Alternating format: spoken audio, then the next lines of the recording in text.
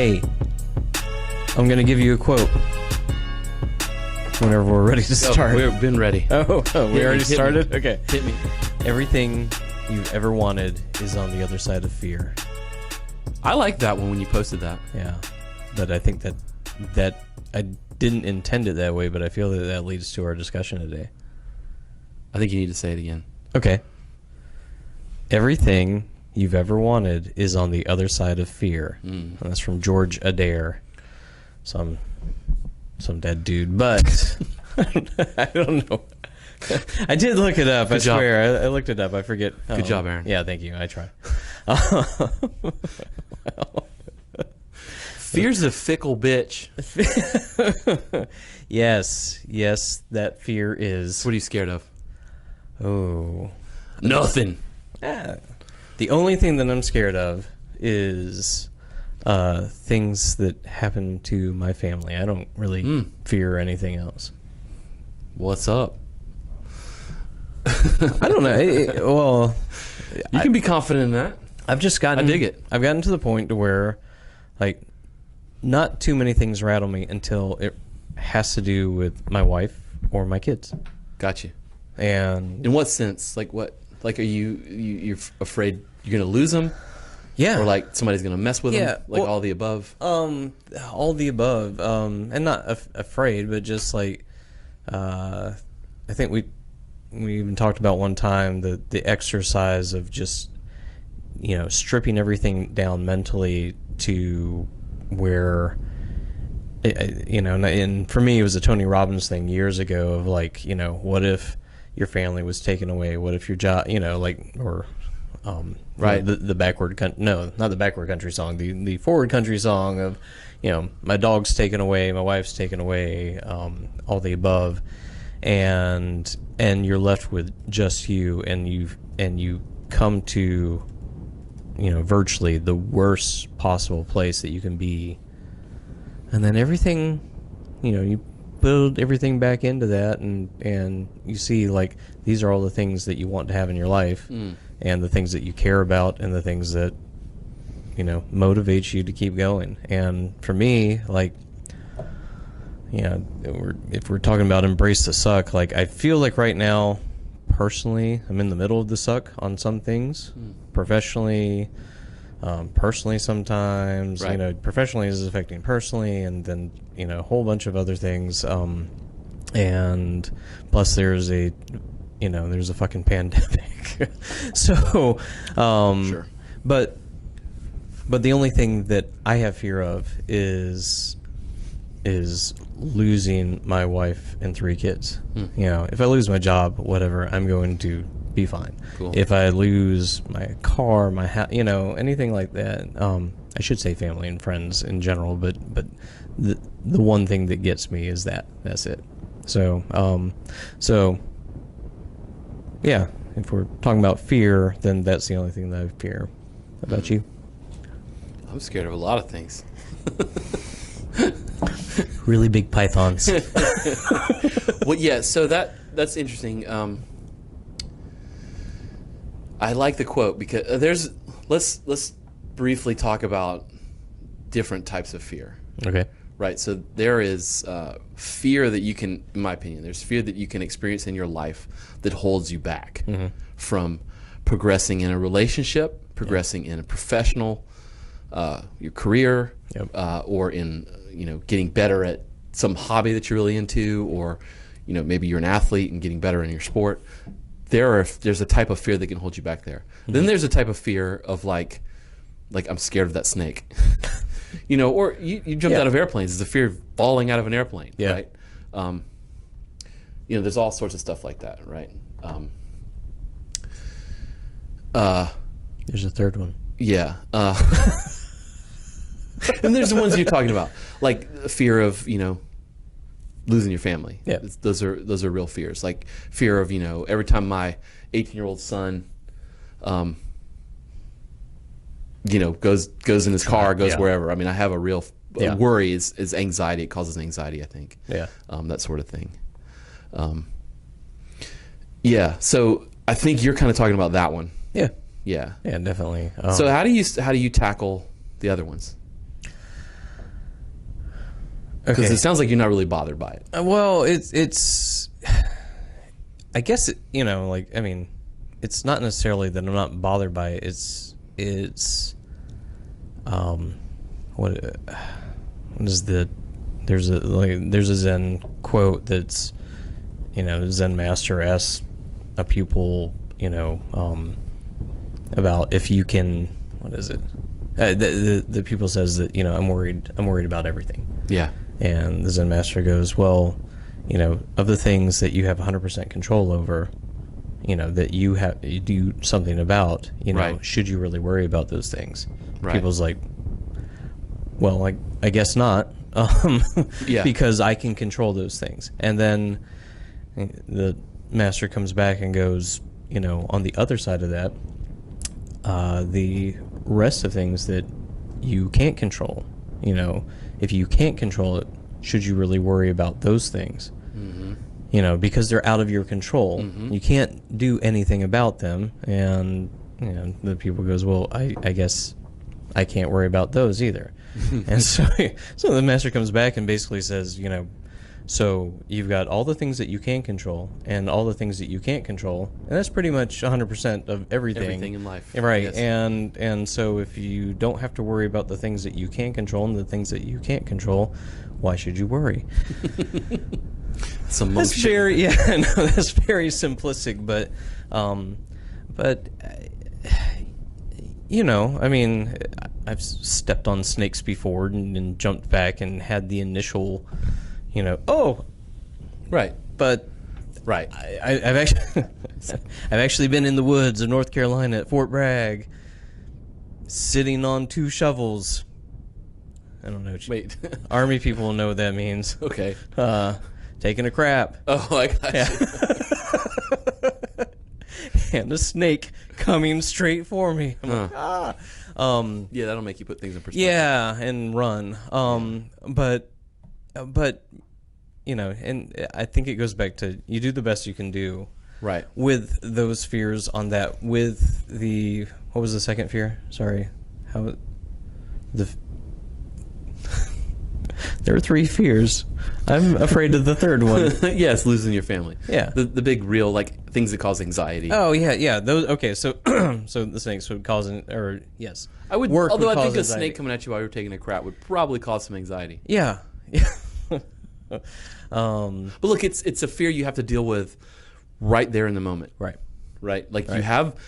there's no time to think about, maybe you had a little time, I don't know, but there's really no time to think about what you're going to do versus the one where you're, like, preparing. Right. Well, I was almost in a car accident this morning because the 2 idiots in an intersection, were deciding to be dumb. And so you deal with that in the moment, and then, I mean, you could go on the rest of the day going, oh my God, I almost got killed. Yes. But what good does that do? Yeah, none. That's what I guess that's what I'm getting to. Yeah. Like, so if I continued to harbor that fear, then I would never go drive again. I'd never drive through that intersection. First of all, I'd never, which, I mean, people don't ever, pay attention through intersections half the time anymore. But that's a whole other thing. But, but then I think about my son driving, who's 16, and like tell him, okay, at that particular intersection, Pay Decker and extra Brookfield, attention. yeah, Yeah. like just take 2 seconds before you go, and I don't care if somebody's beeping their horn at you behind you. Just do it. You wait. Yeah. And anyway, so yeah, you have to have some type of coping mechanism for immediate things. You have to have some type of coping mechanism for, the things like work or social or something like that that are, that can be fearful, but but knowing that I've prepared myself as much as possible so that if I were to lose my job, if I were to lose a contract, It wouldn't be the end of the world for it you. wouldn't be the end of the world. Yeah. And I would say that it's just money, but that's money. Yeah, it's important. It's important. But my fear of that is less and less because I have experience and know that I could pick up, and it may take, a day, a week, a month, 6 months to if I wanted to get a job to do that, doing what I wanted to do, making the same amount that I made, or I've done enough things for myself to where like I never feel like we'll go hungry, Right. because I've prepared myself Right. and I hope my Right. family for that. So Right. so that's why I don't fear those things anymore. Right. And it only comes down to my loved ones, Right. and that I wouldn't know how to prepare for. Right, right. And that's also an interesting way to sort of splice it, is that, what is that? Is that saying like no fear? Remember the T-shirts in the 90s or whatever? Yeah. But it's not about having no fear, right? Sure. Being afraid keeps you from going out the front door. Right. Right? You can have a fear for someone, for something. Maybe a better term is respect for it. Exactly. Right? So you can, like talking about losing your job, you can be afraid to lose your job, in the point where you are like paralyzed. You're not actually doing even your current job duties because you're scared to mess up or whatever, and therefore it's a self-fulfilling prophecy. Right. Or you can respect the fact that you might lose your job and prepare. Yeah. Right. Two very different things. True. Different ways to look at fear. Right. And prepare either for the next thing to come, or prepare, like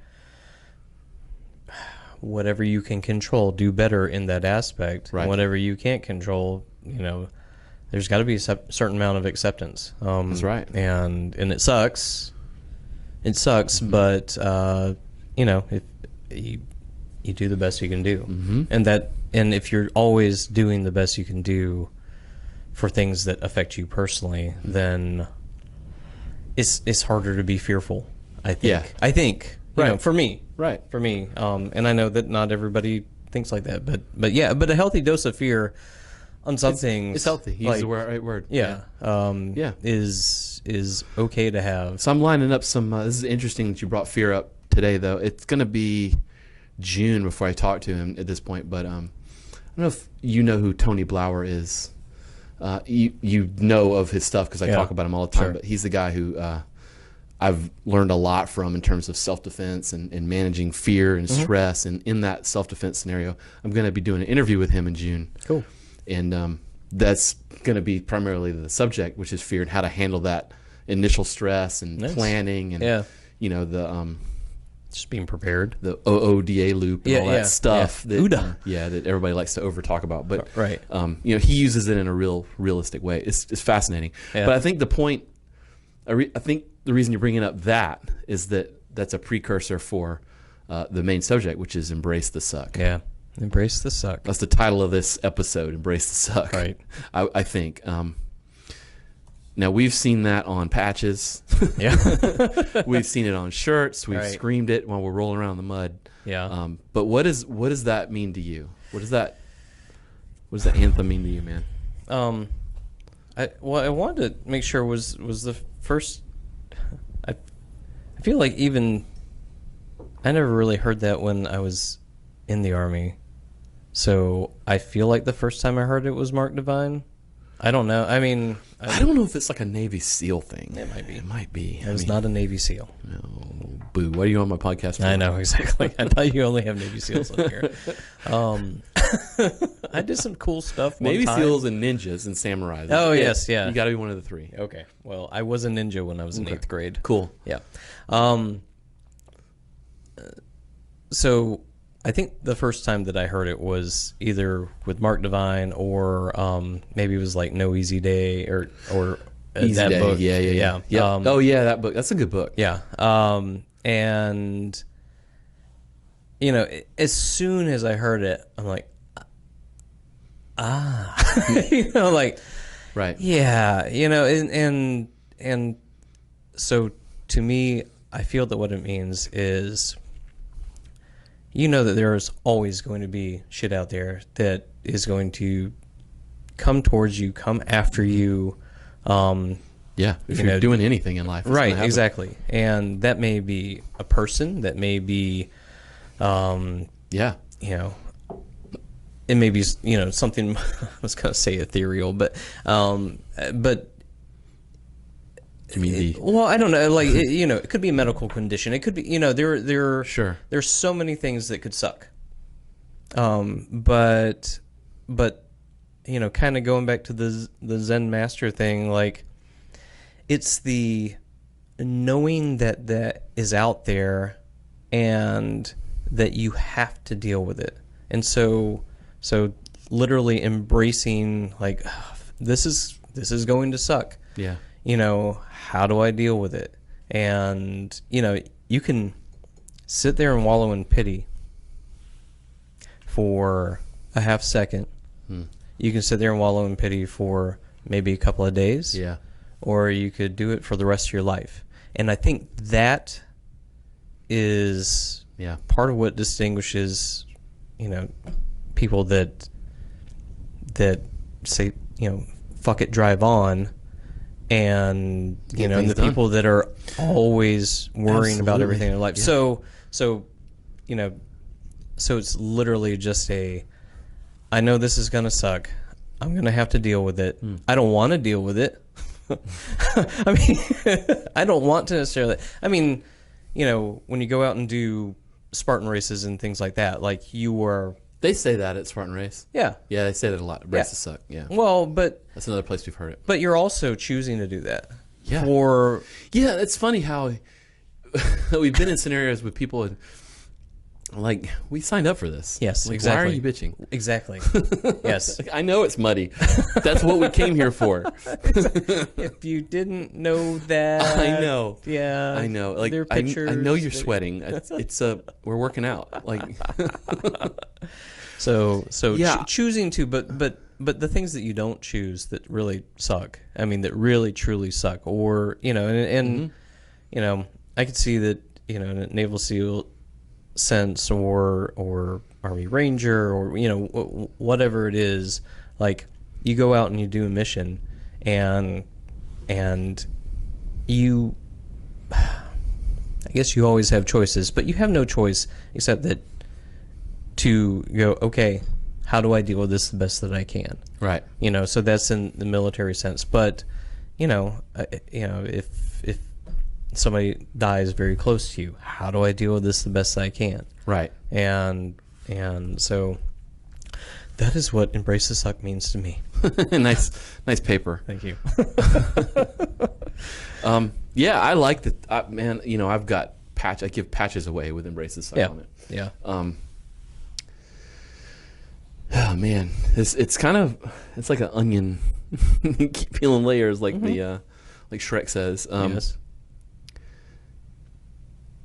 I like it a lot because it makes me think about purposefully going into something that's not fun with the specific goal to raise your level of ability to put up with sucky things. Yep. You know, it's like, that's why I like a lot of these long extended workouts, and I like Spartan races. I like rucking for 12 miles and, you know, 72-hour belt tests and just endurance things. And I love that stuff not because I want to be like macho guy and, you know, I'm the other side, I'm awesome and you can't do what I can do. I don't really care. And I think anyone can do this stuff. It's that every time I do that, it raises my level just a little bit, you know, just a little bit each time you do something hard. And then when you're on the other side of it and you look back at it, you're just able to deal with bullshit easier as time goes on. Right. You know, and I think you talk about Navy SEALs, man. I think that's what they have to learn. I mean, you're not going to do a week-long workout. Right. I mean, literally, it's what they do. Right. With like 4 hours sleep, you know, like you're not going to get through that unless you learn this lesson. Right. Which is, yeah, it sucks, but don't just focus on how much it sucks and how much it hurts right now. Focus on what you're going to get out of it on the other end. Right. And that's what you mean by embrace it. Like, just learn from it. Like, be present in the moment while it's happening. Quit bitching about it. Just pay attention. All right. I have a mentor of mine that says, pay attention, it's free. And I love that because how many people they aren't paying attention. They're just going through the motions. Like, I see that when I'm coaching people. I see that when we're doing these things. I see that when we're in, you know, martial arts tournaments and things, you know. Well, and when you aren't paying attention, that's when things that suck, that come at you really suck, sideways, yeah. they really suck because Yeah. you're not prepared You're at not paying all. attention. You're not even paying attention to the point where you learn the lesson on the other side. Right. And that's why, sometimes people don't come back. Yeah. Yeah. And do the thing again. Well, and I was seeing if this fit in to what you were just saying, but the thing I posted yesterday was everything gets harder if you start going on and on about how hard it is. Oh, I love that quote that you posted. Yeah. Absolutely. Yeah. I mean, it's hard. I'm tired. Yeah. you thought it sucked, and it did. It did. It did. and it's going to continue to suck. And it sucked harder because you did nothing but worry about how much it was going to suck. Right. Exactly. Because you're scared of it. Right. Which goes back to the first thing. But that's it. It helps us learn how to deal with shitty shit. Right. Right. Yes. For me, there's nothing better to learn. There's not a better scenario to learn in than a physical one. Mm-hmm. Because it's just easy. It's easy to get to the quitting point faster in a physical environment. Yep. It doesn't cost physical money. Well, I thinking of that, and if you're doing a tough workout, and what was what was the movie you had me watch? I don't know. The made you watch a bunch of movies. The GoRuck. Oh, movie. the standard. The standard. Yeah. Yes. So I was looking at it going, you know how you watch things like that and you go, yeah, I could do that. Mm-hmm. I couldn't do that. 24 hours of that? Yeah, well, 48 hours. Yeah, that's right. It was It's 48 hours. Yeah, sorry. It was 48 hours. 24 hours and you're like, yeah. Okay. But I was thinking while I was watching that movie, I was thinking back to some things that I had done in my previous life. Nothing that was probably worse in a 48-hour period than that. Mm-hmm. But the main thing I was thinking, like, what goes first in something like that? Is it your mind or your body? It's your mind. It's your heart. Well, now... Is it? There's a difference. I was wondering for you too. Like, is it? So there's a difference. Because I've taken people through some of that stuff. I've coached people through some hard, not 48 hours of, Straight. friggin' special forces cadre led destruction. Right. And there is definitely a physical capacity that some people are going to reach. Like if your average human is not going to go do 48 hours of a GoRuck event. Right. Just not. Nor should you. You should train for that. You should train a little bit, yeah. You're going to get hurt. Yeah. That's why when you look at that, I think it was like half of them didn't make it through the so like in that one in particular, everybody lines process. up and whatever it's called, the welcome party or whatever they call it. Yeah. They just test you. They have like a minimum list of things, whatever, how many push-ups in 2 minutes, how fast you run a mile, whatever, and you have to pass it. There's a standard. That's why it's called the standard. Right. If you don't meet the standard, you're not fit enough to do the next 47 hours, or 46 hours, however long the thing takes, right? There is that. Mm-hmm. But I think for most people, it is their mind, or their heart, whichever one you want to, kind of interrelated there. But that's what's going to give up first. For most people, I've seen it. I've seen people get in their car and go home in the middle of a 5K run. Mm-hmm. I mean, because it's all a matter of scale of like what you can mentally tolerate. Sure. The mind will make your body go farther than you think. Well, okay, so let's scale it back from not 48 hours, and you're doing a half hour or 45 minute or an hour workout, and it, and there's a standard in there, so it's not like you're just doing it, free and everything. Right. So, I've had times to where like my mind is telling me to keep fucking going, but like all of a sudden just my leg of course gives out, or and of course it depends on what you've been doing up to that point and how much you prepared and everything, but like I just can't physically do another squat jump right now or something like that. Sure. But my mind's going, yes I can, but my body's going. To me the difference is not that moment. It is that you come back in 10 minutes and finish it. Right. You don't quit working out forever. Right. That's what we're talking about. Yeah. Those people will leave that thing and you will never see them again. That's true. That's true. I mean? Like I think that's what we're talking about in terms of the lesson learned. Is that if you can't do 10 miles of bear crawl. After about 2 miles, you're probably going to collapse. But do you never finish the 10 miles? Right. If I gave you 10 days to do it, you'd get it done. Right. Right. That's the difference, I think. Because you're not learning that lesson. You're not learning that lesson of like pushing through mentally or just whatever it is. Maybe I have to catch my breath and reset. That's fine. Yeah. Don't quit. Yeah. And I think that's the lesson there. Don't quit. It's going to suck. Don't quit for the long term. Yeah. Because that's going to come back to bite you in the end. That's right, man. And if you do embrace the suck, even to a certain point, and something gives out, it's going to happen. But I almost go to like, your body is going to give out, but if your mind gives out, that's when you're fucked. And when you quit, is when you lose. Right. Exactly. Flat out. Yeah. And so I look at every workout that I do now as there's I used to look at it also this way with like professions. I am not putting down people that are in physical professions at all, and I'm thinking like athletes. Okay. But to me, that's a much easier job sometimes than, running a business and trying to figure out, how to deal with everybody. Oh, by far. Right. But because doing something physical, I've always thought that like it's easier. And so I look at every physical thing that I do. I used to really understand this, or at least I rationalized it somewhere along the way. But just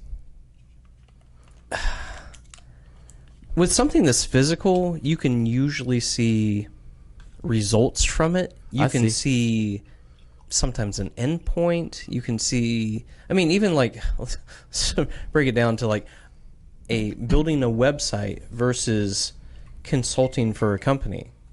Like, it's easier to build the website because there's it's finite. quasi, finite physical thing that is done versus, an ongoing thing that you never, or even for me, like running a restaurant, like every day was the same. All right, I got you. And so, but sorry, track back. But I've just always thought it's easier to go and do a physical thing than it is sometimes to deal with a mental challenge. Maybe over time I've changed. Absolutely, it is though. Yeah. I see where you're going with it. Yeah. Yeah. It's easier to run a 5K than it is to build a business. Right. True. Yeah. I'll give you that. Yeah. And so a lot of people quit building their business too because it gets hard. Exactly. And because all of a sudden they're like, well, I don't have payroll this month. Right. How bad do you want it? Right. Like, you going to fold it up first sign of adversity? Or do you really want this to work? You look at businesses that have been around for 7+ years. Those owners have gone without getting paid. Yes. I've done it multiple times. Yeah. It's, you just, there's going to be adversity. There's going to be problems. Right. If you fold up the first sign of trouble, your business won't be around. And you see those businesses. Yes. You see them, flavored ice stand pops up or whatever. And then all of a sudden it's, and those people cold and no one goes there and they fold up and they leave. Those people have probably put their life savings into that. Yep. That place too. And coming from the restaurant industry at one point, it was, I think the statistics when I was getting my SBA loan were like 80% of restaurants fail in the first year. Oh yeah, and then the second year, 60% of those restaurants fail the next year. Super tiny profit margin on a restaurant. Exactly. Right? So when you're applying for a loan for a restaurant, good luck. Yeah, I wouldn't think they even give you a loan, but yeah, no, we got to leverage everything. It's all based on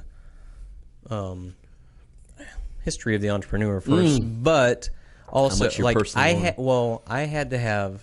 I'm sure. I had no money in the bank when I came back. I did my MBA, came back from Australia, and I was buying my first business, my first restaurant, and I had nothing. And so, we also just bought a house too. So it was like, what are we doing?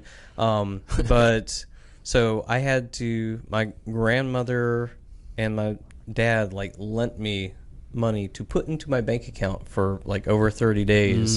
So it looked was like- just sitting there. Right, yeah. right. And so, and then, I gave it right back to them afterwards and then busted my ass every single day in order to Right. make it work. Right. There was a point to that. Embracing the sandwich. Embracing the sandwich. Ooh. You like that? Yeah. No. Gluten free. I'm gluten free now. You Yeah. should start a restaurant where you have to like go through a really hard workout in order to get your sandwich. And at the end, we're like, here's Here your you sandwich. go. Oh, wow. Anybody who's out there. We'd never sell a sandwich. Exactly. But okay, yeah, it was just more statistics and how to get there. But so I see every single workout that I do or every single physical thing that I do as if I can get through that, then I can get through the mental challenges that have nothing to do with that particular workout or physical activity.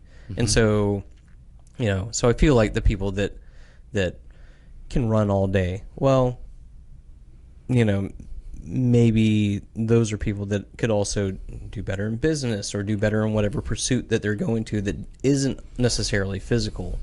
And so by embracing the suck within that physical workout that's once a day or whenever it is, then I feel like, my mind has learned from that physical activity. That's right. So that it can deal with other mental bullshit. There's definitely that I have to transfer go through there, the day. and that's why you can look this up. You can read about it. Like take like Silicon Valley CEOs. They're looking for hard workouts, and you can see all these articles about them searching out trainers that are really going to push them, or they're doing like Muay Thai or kickboxing, or and that's I think.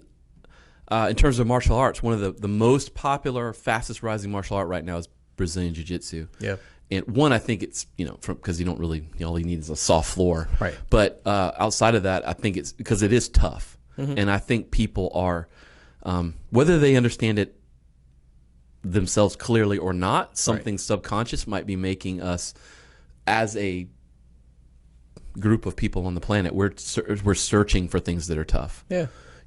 Of us, the upper middle class, more well-to-do humans, and I think someone who, is living in some And having poor to struggle every single fucking scenario, day. they're Yeah. not looking for harder things, Right. trying to like feed themselves. That's different. But like us, we have pretty good jobs. We make money. We've always been okay. We're white, middle class people. Right.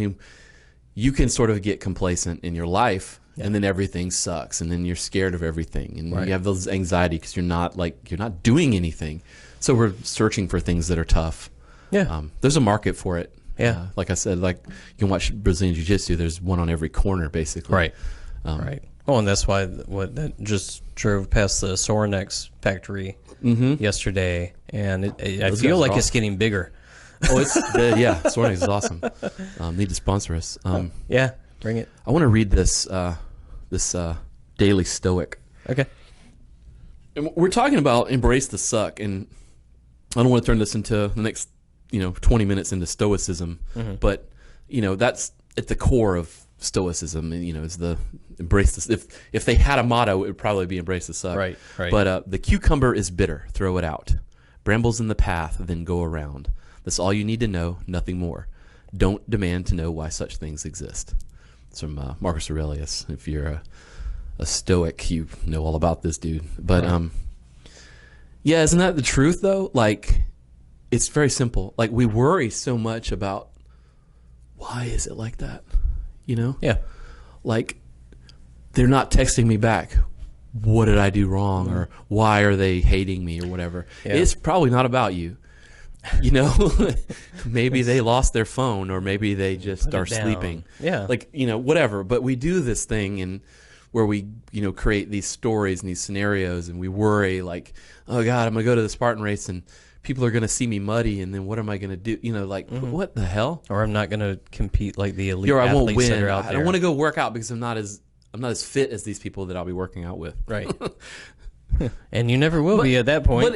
But we're saying that flippantly. I mean, I understand the fear is real of someone coming into a situation like that. I get all that shit. I'm talking, generalities of like, embracing the suck. And this particular quote is, if it's going to suck, it's just going to suck. Like, why do you need to worry about why it's going to suck? Why don't you worry about getting through it? Yeah. And again, it goes back to the cucumber is bitter. Can you do anything about that?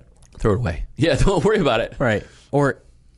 But did Marcus know that might be a pickle? Yeah. That was the first thing when I read this. I was like, anyway, sorry. Yeah, if something's obstructing you, if go there are around brambles in the path, go around. Go around. Don't worry about why they're there. Who planted them there? Who cares?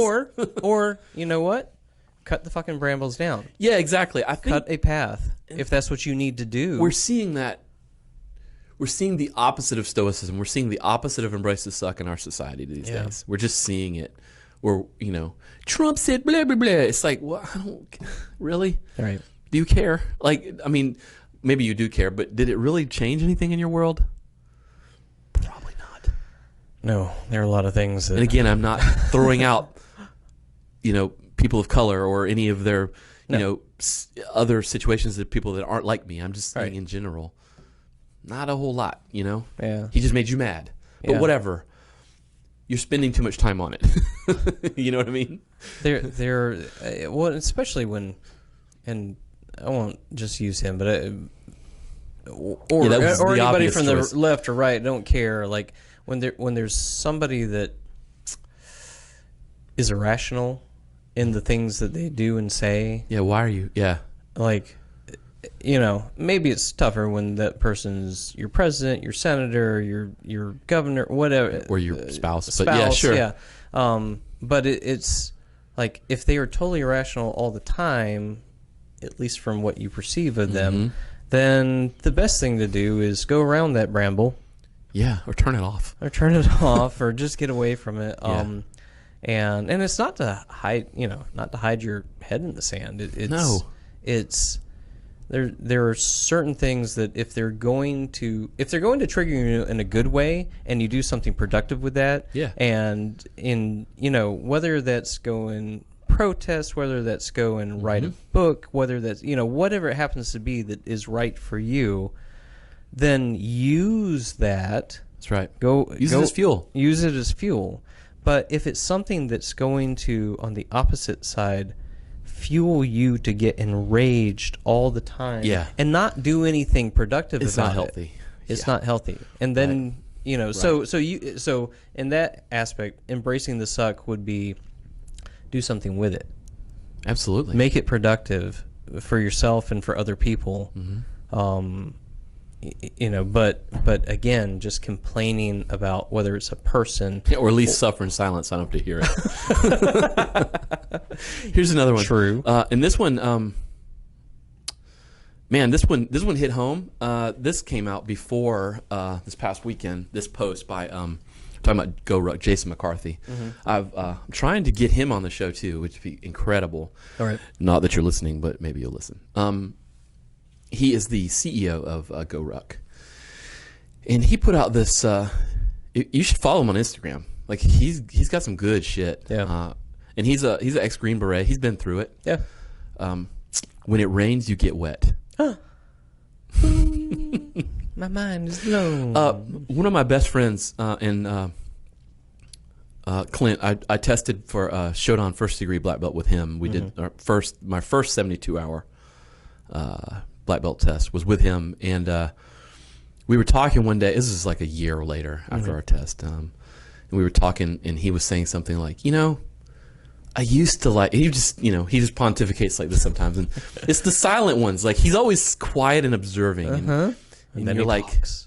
then he says something. You should probably listen to people like that. Sure. If they're just always kind of quiet and always watching, and then when they finally decide to say something, you shut up and listen because it's probably important. Right. And he's just like that. So he said, sometimes, or before we did our test, and it used to like rain, I would just run wherever I was going and and put something over my head and get in there and stuff. He's like, but I always got wet anyway.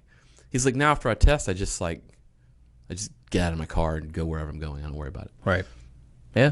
He's like, I get the same amount of wet. I'm like, it's true. It's true. And I like that way of thinking. And then he posted this, when it rains, you get wet. That is like, embrace the suck if I haven't seen it. Oh, yeah. You know, like, why are you?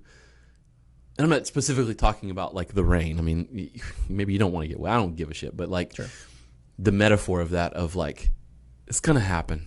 Yeah. You know what I mean? Like, if something's gonna happen, why are you? You know, you're like, it's the ocean crashing against the rock. Right. You know what I mean? Like, it's just the rock isn't gonna move. Mm-hmm. The ocean's gonna crash. Mm-hmm. You should probably not be in between it. True. You know, like it's Right. just that simple. Well, you don't have to enjoy it. Yo. No, and you probably won't.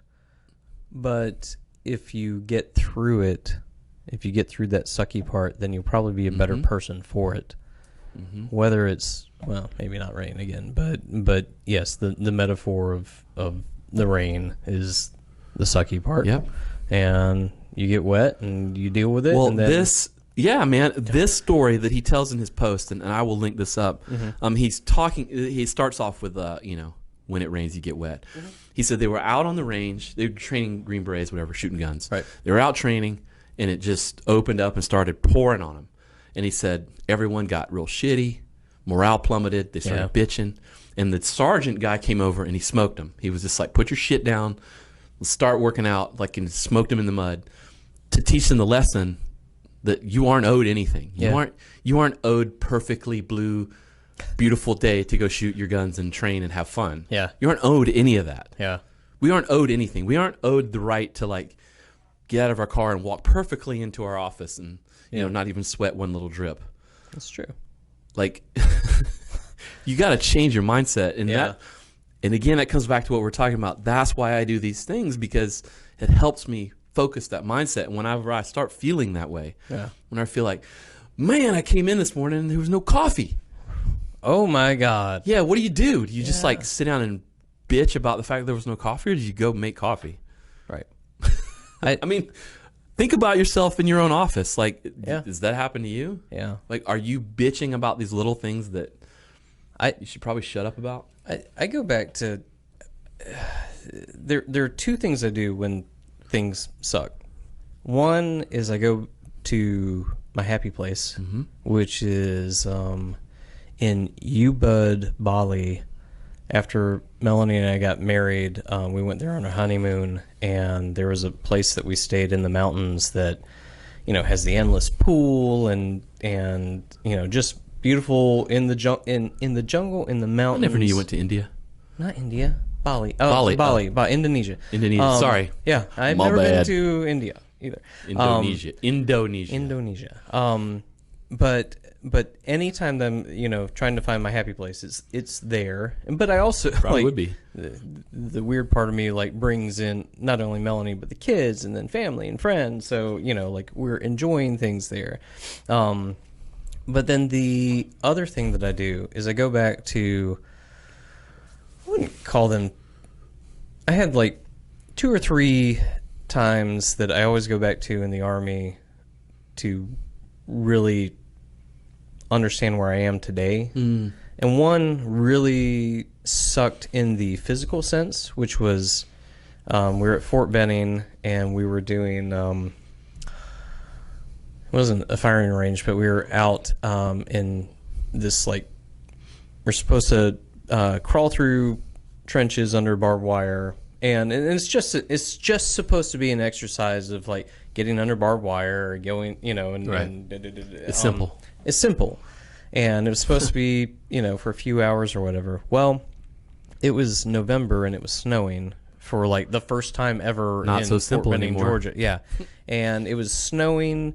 There was water. There was water there. It was, you know, halfway freezing.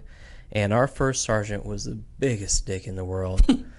And, you know, I mean, and I think we'd been told, or he had been told, you know, bring your troops back.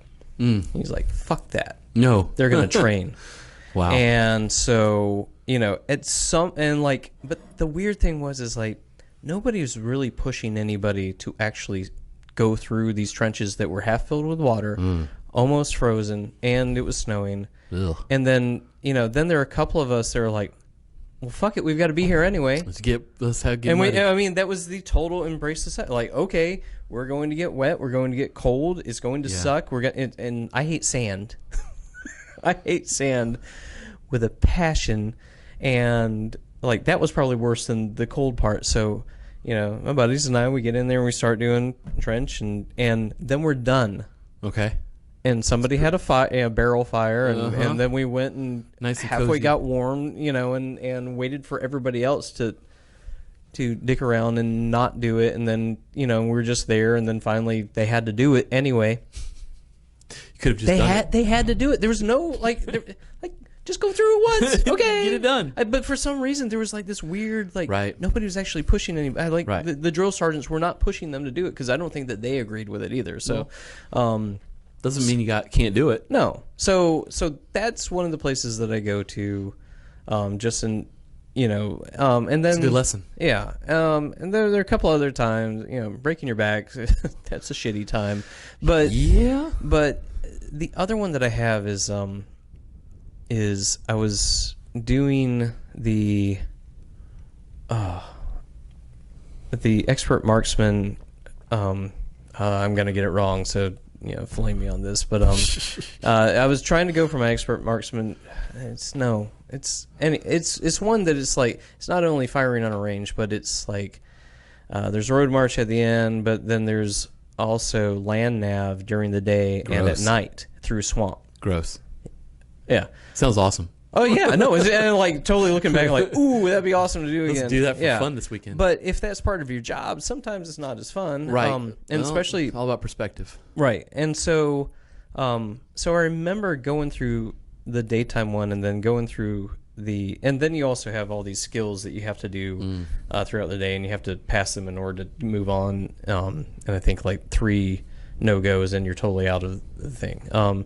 So I was doing the night land nav, and I think it got totally lost at one point, and everybody has their own place that they have to go to, or like they're like, I got you. 30 people have to go to this one, 30 people have to go. Right. So you can't just follow somebody. Follow 50 people. Right, exactly. To the same place. Yeah. And so walking through the swamp, it's waist deep. It's cold. It's night. Yeah. And you don't know what's in there, and you're hoping it's asleep. And then I believe, I can't remember if you finish by daylight or if you finish sometime in the middle of the night. But whatever it is, the next day, Doesn't seem like it matters. yeah, the next day, I think was the skills part.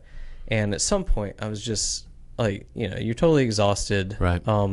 And I was laying there, and just kind of looking up at the sky, and there was a pine tree over me. Mm-hmm. And I could see blue sky, pine tree, and everything else on the side didn't matter all of a sudden. Like, none of the, none That's of the interesting. Joes that were around me, Right. none of the, things that were going on. It was just like all this, I don't know that it sucked really, I love but that. all of this, could suck around you, but at the same time, there's a blue sky, there's a tree, it's beautiful, I can relate to that. yeah, just enjoy that. That moment is beautiful. Yeah. And then you get a You're little transcending bit the suck. of clarity. Exactly. Yeah. Yeah. It was I've never been in the military, but this would have been 30 hours in the 24, somewhere in there. Uh-huh. We start on from my black belt test. We start on a Friday. We have a Saturday and a Sunday. So this is like Right. Saturday morning at like whatever. You're exhausted. It doesn't matter. And you're staring down like 40 other black belts, everywhere from the degree you're trying to get Right. to like 10th degree. Like Right. dudes like seen everything. Right. You know what I mean? They go whole spectrum. And you just like, when you first start, you're like, I'm in front of all these people. Mm-hmm. But after a while, you're just like, I don't even know who's here. It's not because I'm out of my mind. It's just like I've transcended the suck. Yeah. I'm in the dojo. Yeah. The floor's comfy. I'm feeling good. Like I'm just gonna do my thing. Yeah. And that's what they want, and that's what they wanted you to. That's where they want you. Yeah. That's when you're trainable. That's true. You're not actually trainable until you get to that point. Right. Yeah. You're trainable once you're tired. You're trainable once. Right? Once That's who you're- you are. Yeah. Once something is released. I think whether it's physical and mental at the same time, then you're just. There's a guy I know. I've never trained with him, and I want to. Jason Kelly. He travels the Southeast and trains like police and military on hand-to-hand stuff. But he has a saying like, "Everybody's a track star when they're fresh. Who are you when you're tired?" Yeah. And he's damn straight. Yeah. Like that, and I love that. And that is transcending the suck. Yeah. That is post-embrace. Maybe that. Yes, exactly. But you have to embrace it in order. Imagine to being there in your business life. Yeah. That's a beautiful place, man. I've been there a couple times. Yeah. And there's always something that knocks you out for that, right? But it's what you do to get back there, and it's a great feeling.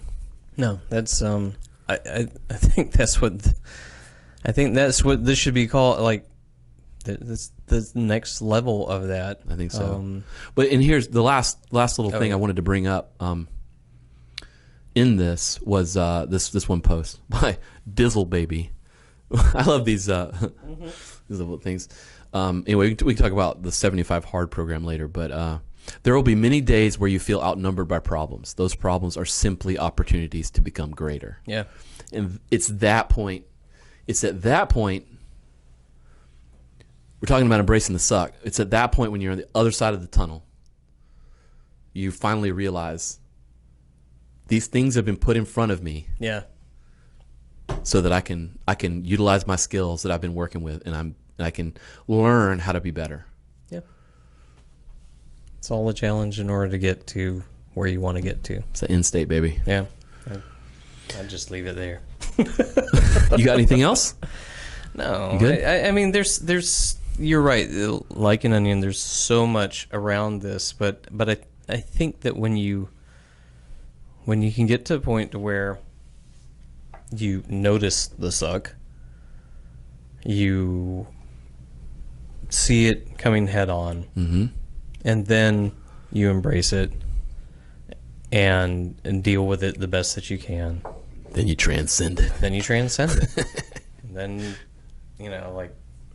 and then you can always figure it out the next time, because guess what? It's going to happen again. And you didn't quit. No. And your mommy's proud. The end. The end. All right, man. That was a good one.